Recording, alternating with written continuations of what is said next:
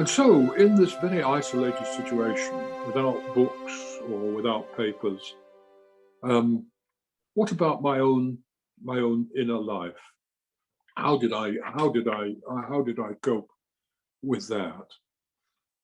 Well, I used to set aside a space each day. First thing you have to do is to create a structure for yourself.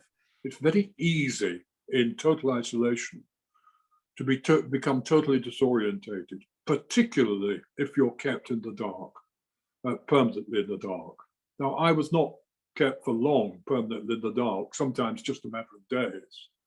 And the problem with that is you lose all sense of orientation.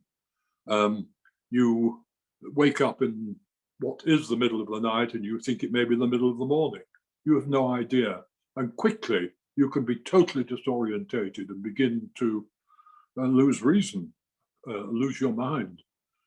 Fortunately, I wasn't in total darkness for very long periods of time. And always, when metal shutters are put in front of the window, when the sun rises, there's usually a small crack in the window through which the beams of sun come, and you know it's daylight. And I used to say to myself, remember, light is stronger than darkness. And that little chink of light gave me some hope that light was stronger than darkness.